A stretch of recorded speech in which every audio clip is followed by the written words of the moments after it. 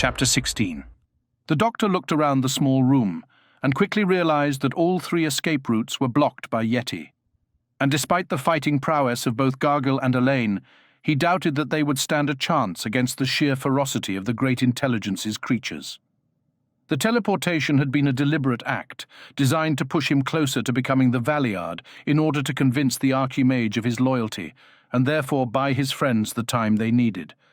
But another display of his abilities would undoubtedly push him too close, and then he would become a liability, if not an out-and-out threat, to his friends. A sudden movement made him look round. Gargill leapt at the nearest Yeti, his talons outstretched. He clung onto its neck, attempting to dig his sharp claws into any weak spot. But before he could do it, the Yeti bucked beneath him. He was flung across the room, hitting the crystal wall with a sickening crack. With resignation, the doctor knew that once again it was up to him to save the day. He just hoped that the side effects didn't make matters worse. Summoning the powers that he now possessed, he reached out with his mind, touching all three of the Yeti. And then he struck. The last thing that he saw were the three Yeti burning like giant candles. And then he felt himself slipping down a long black tunnel, cackling laughter propelling him into oblivion. The Archimage's patience was wearing very thin. The child had started screaming again, and the chamber of the gods didn't appear to be any closer. He started as the wall in front of him suddenly seemed to unfold like glass origami, and then he realized what was behind it, the chamber of the gods. "Welcome, Ashley Chapel," the voice boomed in his mind. "Behold your god, Saraquazel." The words were odd and confusing, but the meaning was clear. The Archimage stepped into the chamber, noting that everything looked exactly the same as it had done the last time he had been there.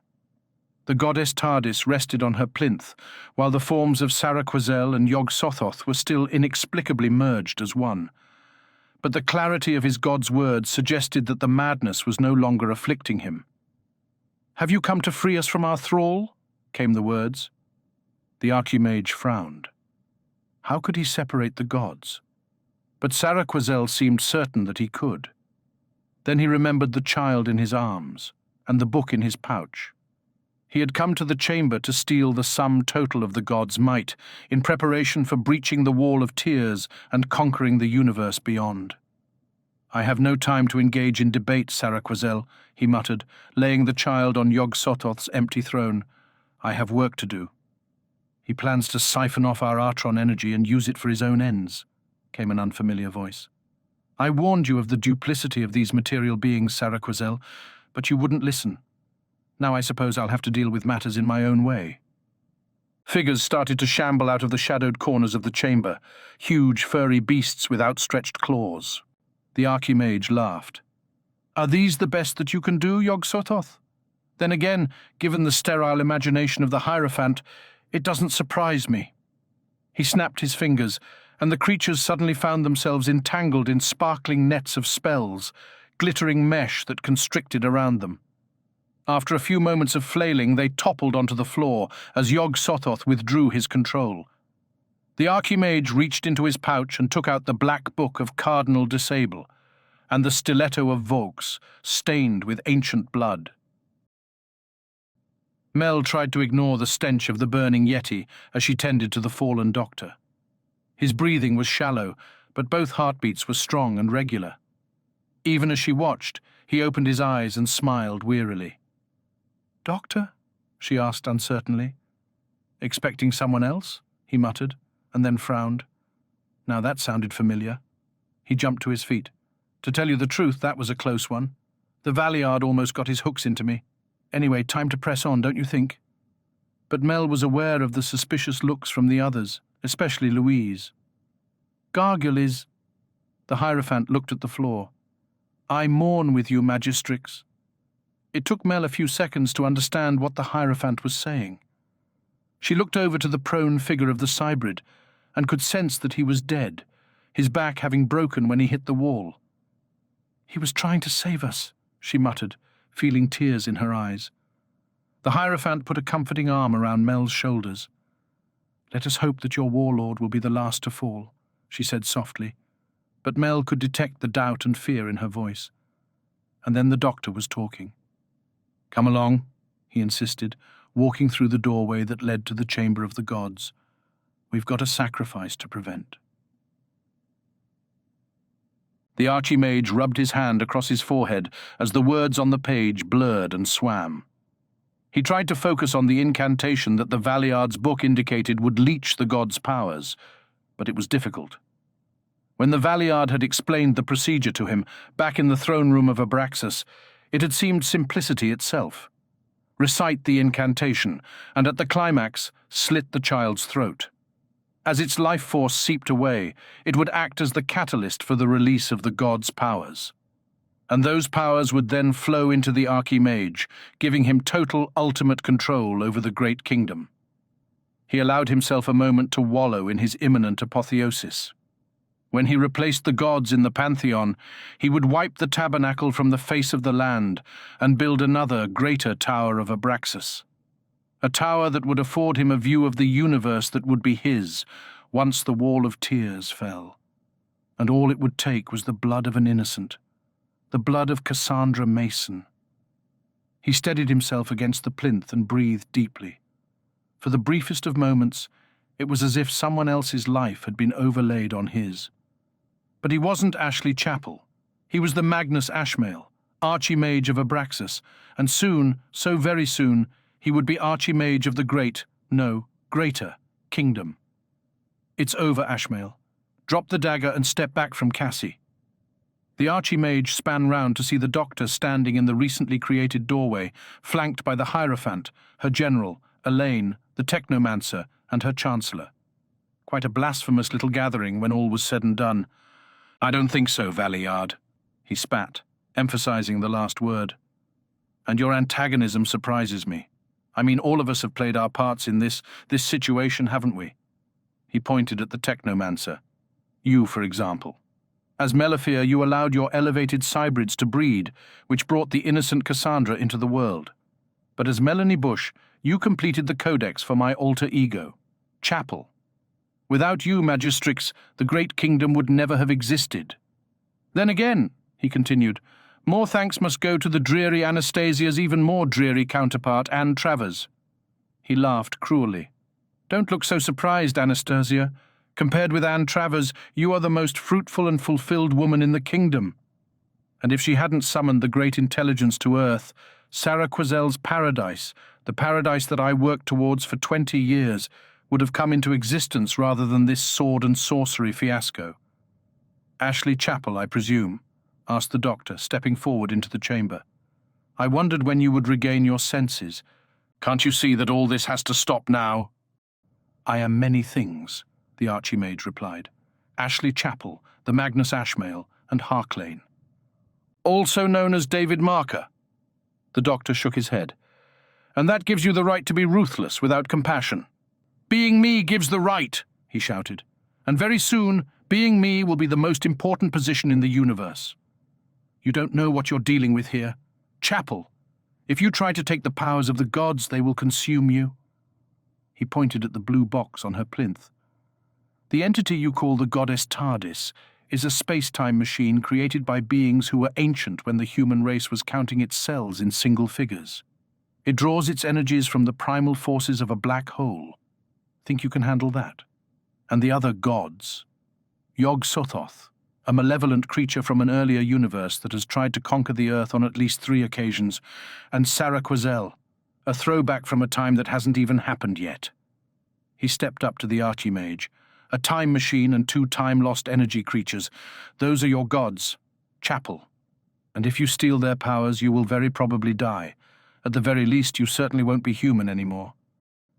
Maybe not, Valeyard, but I'll be a god in my own right.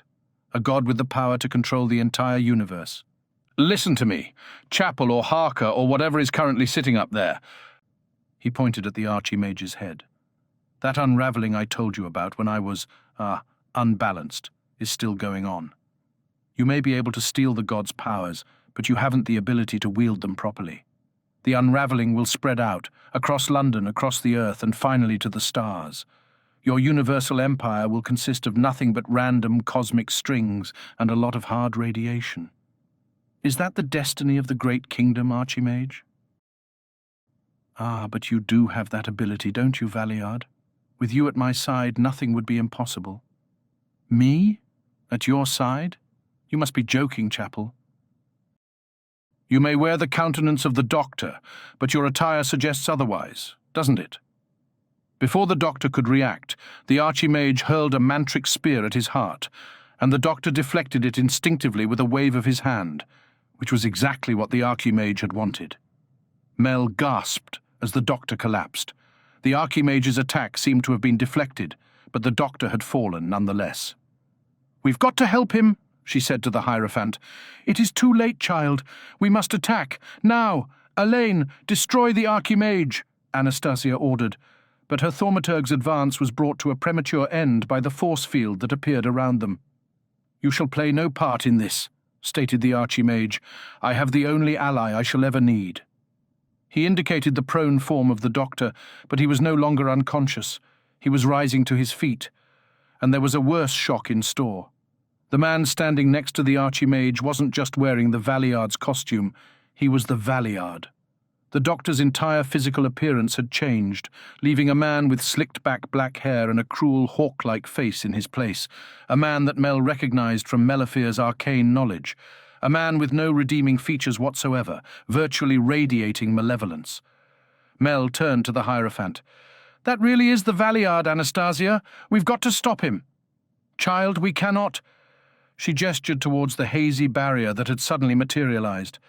"The archimage has sealed us behind his wall of force." "You're a ruler of the great kingdom, aren't you? Surely you can do something."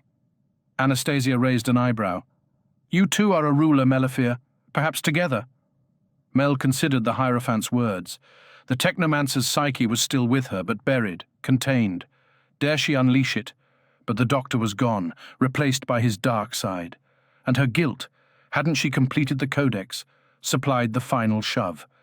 Reaching into herself, she grabbed Melifear's personality and dragged it to the surface. And the Magistrix Melifier, technomancer of Psyosophy, turned to the Hierophant. "The doctor gave me a book. It contains instructions on how to turn everything back." "Then we withdraw and recamp," stated the Hierophant. "The rear is unguarded. We must leave." With a final backwards glance at the Archimage and the Valeyard, the Magistrix Melifier left the Chamber of the Gods. "Valeyard?" asked the Archimage. "Do not concern yourself, Magnus Ashmael. I am both the Valeyard and your ally. And finally, I have shrouded myself in the physical form in which I feel most comfortable." He nodded at the child. "You were about to utter the incantation to seize the power of the gods, were you not?" The Archimage nodded. "Together, we shall rule infinity." His stratagem had worked. One last display of power had pushed the doctor over the edge and turned him into the Dark One permanently. Now they could begin his ascension. "I'll read the incantation. You can slit the bridling's throat." The Valeyard shook his head. "I have a better idea. Quantum mnemonics are difficult beasts to tame, Archimage. But that," he pointed towards the goddess Tardis, "that can do all the hard work for us. But no buts. You may view it as a goddess, but I know it as a faithful and loyal vessel, mine to command. With its help, we can reverse the effects of the Millennium Codex and then recreate reality in our own image." The Valeyard reached into his robes and extracted a key. "The universe will be ours, Archimage. How does that feel?" The Archimage smiled. Despite the interference of the other rulers, he had finally succeeded. The great kingdom, and beyond, would be his. "After you, Valeyard, after you." Far enough away from the Chamber of the Gods to feel relatively safe, Louise watched as the technomancer leafed through the small book. The difference between Melifear and Mel was obvious. The latter's infectious enthusiasm had been replaced by a dignity and hauteur befitting a ruler of the great kingdom. And the Luella that watched through her eyes knew what that meant, even if Louise herself was unsure. "What are you looking for?" she asked hesitantly. "Ah, dear, faithful Luella," Melifear replied. "I too mourn the loss of Bartholomew." She fell respectfully silent for a second before continuing. "The doctor indicated that this book contains the solution to this problem, a means of wiping the great kingdom from existence and replacing it with the truth." She gave a fruity laugh and turned to the Hierophant. Although the idea that we are but phantoms, twisted reflections of other lives, is difficult to believe, my heart knows it to be true." She turned another page and gave a screech of triumph. "There! What is it?" said Louise. "The solution, my dear Chancellor. As the doctor said in the labyrinth, the answer to this lies with the polarity of the magics which underpin the kingdom. 3 distinct flavors of magic, all incompatible." She steepled her fingers. "The doctor has bought us the time needed to accomplish this, and paid the highest price for his purchase, and it falls to us to make similar sacrifices."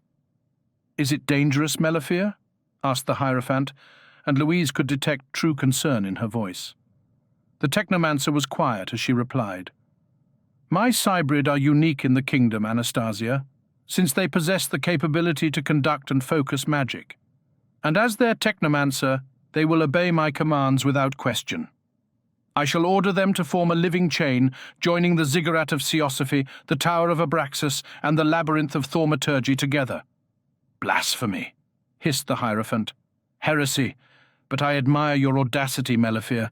How can I help?" "By commanding your thaumaturgs to protect my people from the Oryx while the chain is being constructed. The operation should take no more than half an hour." "But is it dangerous?" repeated Louise. Melifere laid her hand on Louise's shoulder. "I could never lie to you, sweet Luella. There is a final chain needed to complete this sorcery, a chain connecting the 3 seats of power to the tabernacle and to the gods. I shall have to direct that chain, marching at its head. But the book implies—" She fell silent. "You're going to die, aren't you?" Louise regretted saying the words the moment she spoke them, but there was no recrimination in the technomancer's reply. "A small price to pay to end this horror, and to give the people trapped in the kingdom their lives back. And for Melanie Bush, it will be a chance to make amends for her complicity in this matter." She stepped back. "Now, I will require solitude to arrange this, so I ask that you do not disturb me." With that, she turned and left them. "I can't believe that the doctor would order her to her death," Louise muttered. "She's his friend." The Hierophant placed a hand on her shoulder. "The doctor willingly gave up his life to grant us this opportunity, Louise. We can do nothing less." The Archimage looked around the huge room in disbelief. The idea that he was inside the goddess TARDIS was mind-boggling enough. The discovery that the interior of the small blue box was yet another cathedral, probably no smaller than the tabernacle itself, was yet another example of the miracles of the gods. The walls were blue marble, shot through with veins of silver and gold. But they weren't smooth. Rounded indentations were carved at regular intervals. The floor was of a much darker marble, and in the very center of the room was a large blue altar, hexagonal in shape, with a cylindrical column of gold and silver rising from the middle. And then the Archimage realized that it wasn't an altar. The 6 surfaces of the object were carved and studded with almost invisible controls. Buttons, levers, screens and dials, all crafted from the same blue stone. Then Ashley Chapel's consciousness took over and rationalized the TARDIS as nothing more than a technologically advanced machine, the product of a race of alien life forms who regarded mankind on a par with insects and amoebas. "What do you think, Magnus Ashmael? Impressive, is it not?" The Valeyard was hunched over the hexagonal console, studying the readouts and screens with intense concentration. "This is your ship?" "Not exactly, but it will do for the time being. And it seems like the Millennium Codex has prompted a little redecorating." He gave a short chuckle. "I'm sure that the doctor would have hated it." And then he pointed at one of the monitors set into the console. "Now, time to get things going, don't you think? According to the instrumentation, the unraveling is continuing, but at a much reduced rate. If I can staunch that particular flow of chaos, we'll be in a perfect position to undo the Millennium Codex and start again." His hands flew over the controls like a virtuoso musician. Seconds later, the silver and gold pillar in the center of the console started to rise and fall. "What are you doing?" asked the Archimage suspiciously. "Cycling energy through the TARDIS systems," he muttered. "Shouldn't take more than a few hours." "Really?" The Archimage stepped forward. "Stand away from the console, Doctor." "What are you babbling on about?" snapped the other. "I'm trying to help you." I should have realized that your transformation into the Dark One was too fortuitous. This is all a ruse, a means of keeping me away from the gods, isn't it? Don't be so ridiculous. The Archimage held up his fist, which was crackling with barely restrained power. Open the doors, Doctor, or I'll take your TARDIS apart piece by piece. Anastasia stood alone, her mind wandering between the solitary figure of the technomancer and her thaumaturgs in the Great Kingdom. Through their eyes, she could see the unprecedented feat that Melafir was orchestrating. Thousands of cybrids scampering around, forming a vast living chain. But another part of her mind was focused on Anne Travers, the woman she had envied since learning of her existence, only to learn that she was as unfulfilled and barren as the Hierophant. Despite the Archimage's evil intent, she didn't doubt his words for a second. In all possible alternatives, she was a failure, someone who had squandered her life on a vain crusade of revenge and bitterness. Perhaps she could still salvage something from the situation. You came very close. Chapel, said the Doctor, still playing for as much time as possible. With the Valeyard's persona once more under lock and key in his mind, the Doctor's physical appearance had reverted to normal, although he still wore the black robes of a Gallifreyan court prosecutor. I was already close to the transformation. Defending myself from your attack really did push me over the edge. So why did you change back? Asked the Archimage. The last time it was your compassion for the child, wasn't it? The Doctor noted with satisfaction that the Archimage was clearly being drawn into the conversation, and was hopefully unaware of what Mel and the others were up to. I imagine so, yes, he explained. When I entered the TARDIS, the Valeyard was definitely in control of every aspect of my mind and body. He was even able to couple the unique physics of the Great Kingdom with my natural regenerative abilities to effect a physical transformation. It seems that I have the TARDIS to thank this time. When I operated the controls, the telepathic circuits detected the hostile takeover and helped me to regain control. The Doctor couldn't help looking down at the console and glancing at a monitor. It showed the cybrid chain stretching away from the ziggurat of Psyosophy. The Archimage must have followed his gaze. "Open the doors now, Doctor!" he yelled. "Now!" The Doctor stepped back from the console. "Do what you want, Chapel. But I warn you, I certainly wouldn't like to be inside a TARDIS when its owner is killed. Very nasty." Actually, the Doctor wasn't really sure what would happen to the TARDIS if he died, but it sounded quite threatening. "A risk I am prepared to take, Doctor." The Archimage smiled. "Indeed, there is nothing I would not risk to seize the power of the gods." And he hurled the spear of psychic energy straight at the Doctor's chest. Louise wandered the silent corridors of the tabernacle, unable to concentrate on anything for more than a fleeting moment. Her daughter was lying on a sacrificial altar in the chamber of the gods, while two madmen decided her fate. And all she could do was wait and rely on her colleagues to save the day. She thought of Barry, and another twist of pain hit her in the stomach. For 3 years, she had kept him in the dark about his fatherhood, despite his own deep-seated insecurities about not knowing his natural parents. And she realized now that that was probably the cruelest thing that she had ever done to anyone. And Barry had been her best friend ever. Friend, lover, everything. As she started crying, she prayed. Prayed to whatever god or gods were listening, begging them to bring Barry back to her. If the whole of London could be transformed into a world of technomancers and hierophants, surely the life of one man was trivial. And then there was Cassie, hale and hearty in this great kingdom, but severely handicapped in the real world. She stopped herself. It didn't matter what Cassie looked like. It didn't matter what illnesses or handicaps she suffered from. She was their daughter, hers and Barry's, and no little girl could ever hope for more love. All Louise cared about was making sure that she was going to be safe from whatever Ashley Chapel had become. She just hoped that Mel, or Melafir, whoever was currently playing the part of the technomancer, got it right. Looking around, she could see her standing in the distance. Louise decided to see whether she could give her a hand. "I'm so sorry," said the Doctor. "Didn't I warn you that psychic attacks don't work inside the TARDIS? It must have slipped my mind." The Archimage didn't reply. The Doctor's cleverness was infuriating, but he couldn't allow his anger to cloud his judgment. The Hierophant and the Technomancer were obviously up to something designed to thwart his ascension. And he needed to be in the chamber of the gods, not stuck with some time-traveling buffoon and his parlor tricks. He turned his attention to the control console and tried to understand the controls. Stupidly, he had failed to observe the Valeyard when he had closed the door. But since the Doctor could not harm him without turning into the Valeyard, his ally, he seemed to be in a win-win situation. "Try all the controls you like, Mr. Chapel," said the Doctor smugly. "It won't do you any good. Whether you like it or not, we're both stuck here." "That's what you think," the Archimage called over his shoulder, flicking switches and pressing keys at random. "Aren't you a little worried that I might trigger the self-destruct, or something unhealthy like that?" "Not at all, Magnus Ashmael, not at all. It appears that my darker half was far more untrusting than you suspected. The Valeyard activated the isomorphic subroutines when he entered the TARDIS." "Meaning?" snapped the Archimage, getting extremely tired of the Doctor's prattling. "And I thought that you were a genius. Oh, I'm sorry.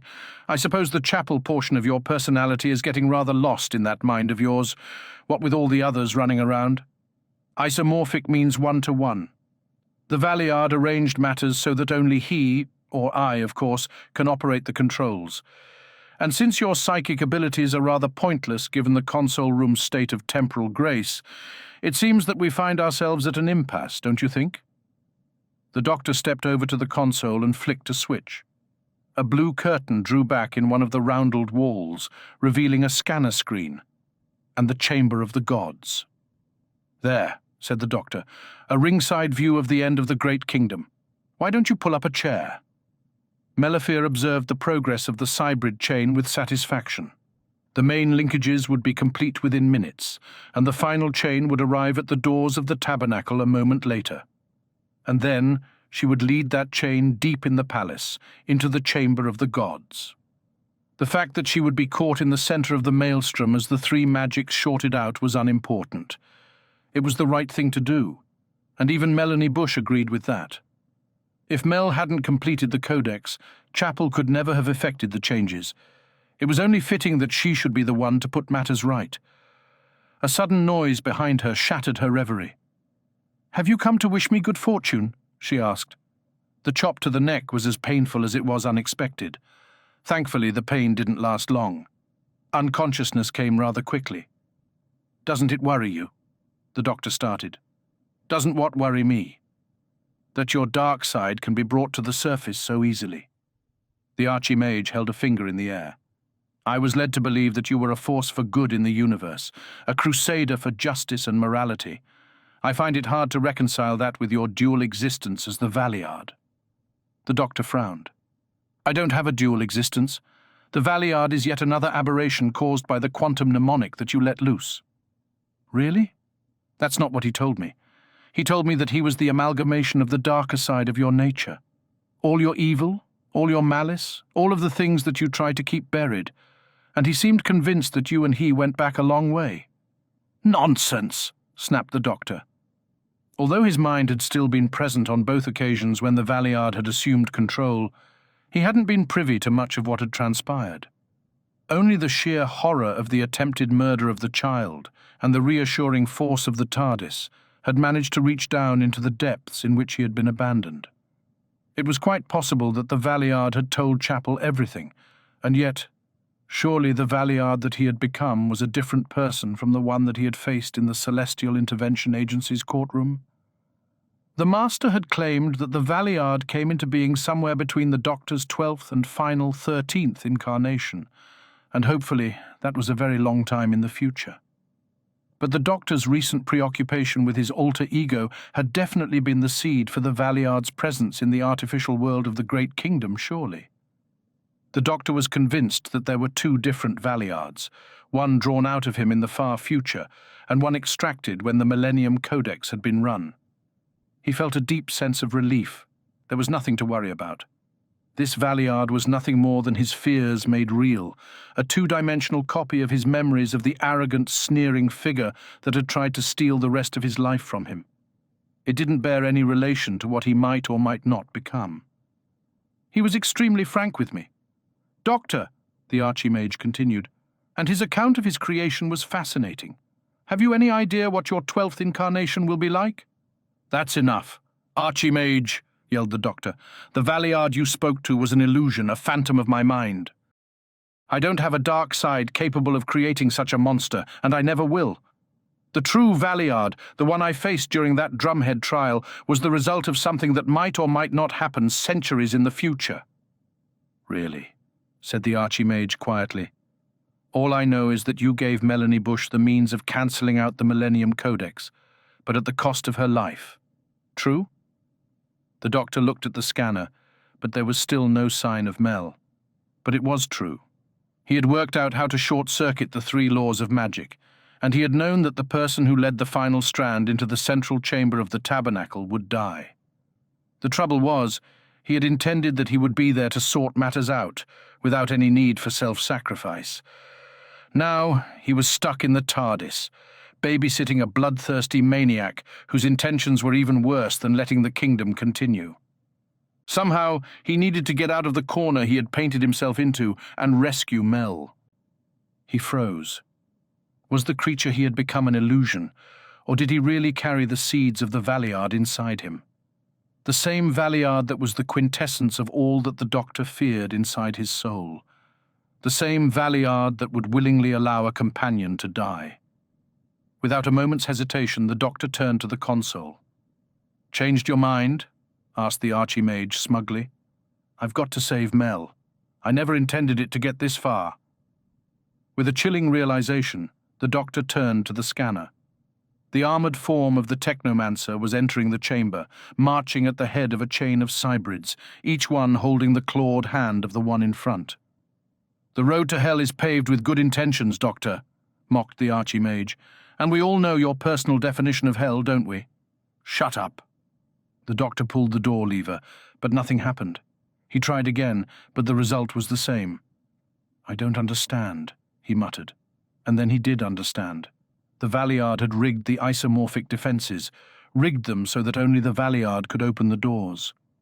Either he forced the transformation and accepted the consequences, or stood and watched as his companion sacrificed her life. He was damned either way. The magics that flowed through the technomancer armor made it heavy and sluggish, but salvation was only a few feet away. The cybrid chains crossed the great kingdom, joining elemental forces that should never have been joined, and she was the spearhead of those forces, a living, breathing avatar of Theosophy, Thaumaturgy, and Abraxas, 3 in 1. In a few moments, the travesty that she and Ashley Chapel had created would be wiped away, replaced by a reality that deserved to exist. Through the helmet of her armor she could see Louise, tears streaming down her face, watching and waiting with her beautiful daughter in her arms. Poor Louise, who had suffered so much, who had watched her lover burn before her eyes. As she reached the plinths and thrones of the gods, her gauntleted hands outstretched, she remembered the Hierophant's dominance over the veil of mortality, and wondered. Her hands touched the fusion body of Sarah Quazel and the Great Intelligence, and the fundamental nature of the Great Kingdom flooded through her body, a blinding, scorching energy that burnt around her and through her and into her. She braced herself against the torrent, but quickly realized that something was wrong. She could tear down the kingdom, wipe its abomination from the face of the earth, but she suddenly doubted that her mind was strong enough to ensure that the true reality replaced it.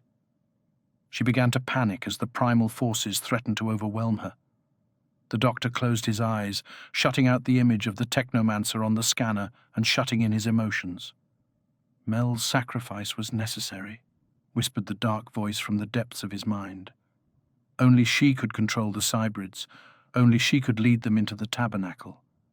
The doctor had taken the only decision possible, hadn't he?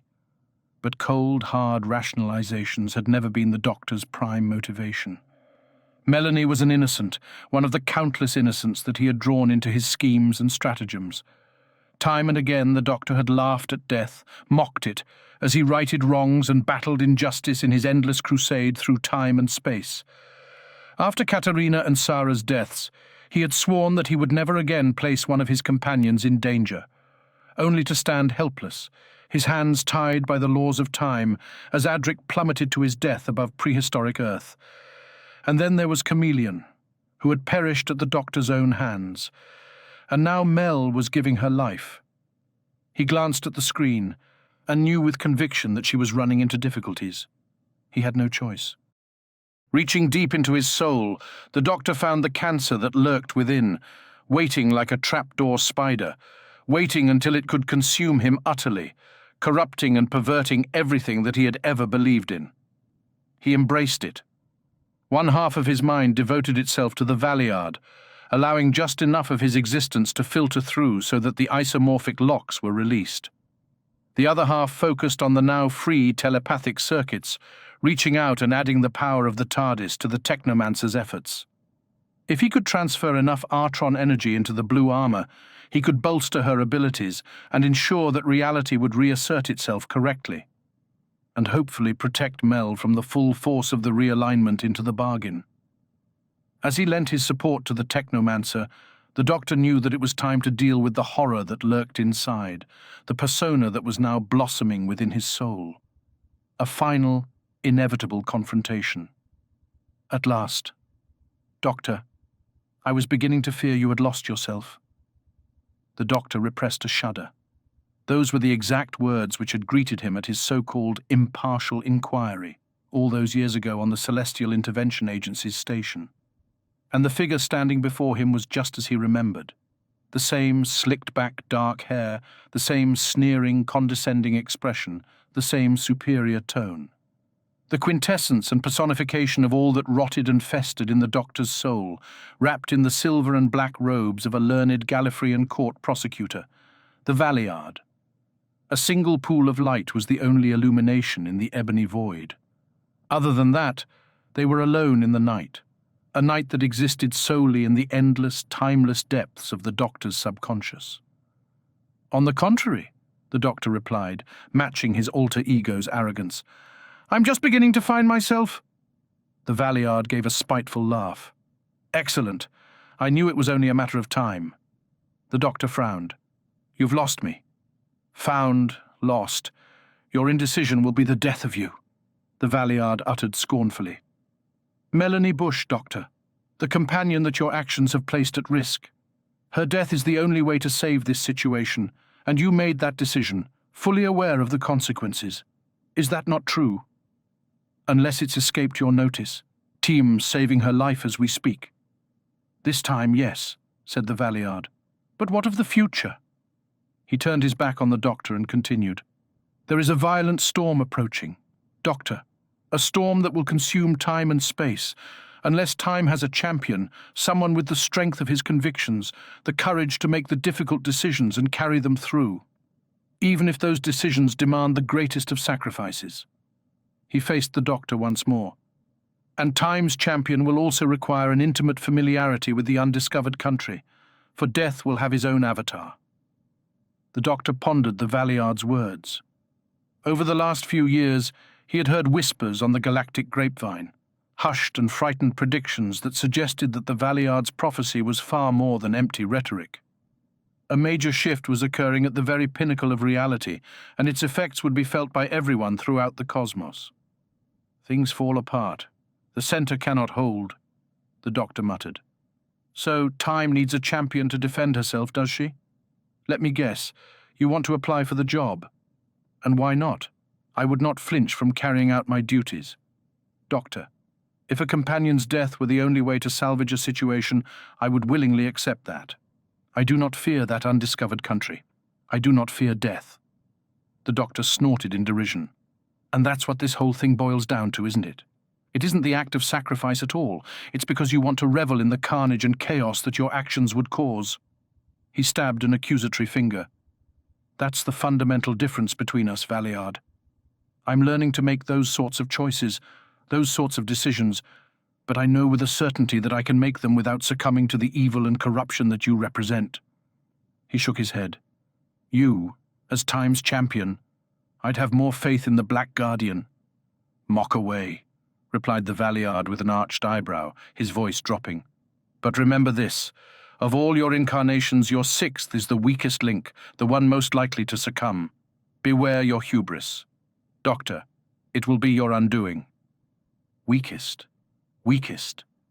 The doctor dismissed the Valeyard's words as a parting shot from a vanquished foe. Another part of his mind told him that Mel was succeeding in her efforts. His task here was at an end. Concentrating, he willed the other figure away, consigning it to the locked and bolted vaults of his deepest subconscious. The Valeyard remained. "Having difficulty, Doctor?" he asked mockingly. "Perhaps I'm already too much a part of you to be dismissed, so—" He was gone. Finally. For the briefest of moments, the doctor studied the infinite darkness and had the most disturbing feeling that the abyss was looking right back at him. And then he was in the console room, his hands clutching the telepathic circuits. Releasing them, he turned and focused on the scanner and the scene in the tabernacle. The brilliance surrounding Mel was both breathtaking and terrifying, her armored figure the dark heart of an incandescent sun. He squinted against the radiance, but the light from the scanner suddenly burst through his eyelids and into his mind, searing and cleansing, and Louise hugged Cassie even tighter as the radiance from the center of the chamber burnt like a star. Even if the doctor's plan worked, Mel would be dead, Barry would still be dead, and Cassie. She sighed. Cassie would be Cassie, her daughter, the little girl that she loved. Stroking Cassie's blonde hair, Louise stared into the heart of the incandescence as it expanded to consume them all. As the fringes of the transformation washed over her, a single thought crossed her mind. If this was the face of God, she just hoped he could hear her prayer. And then the light.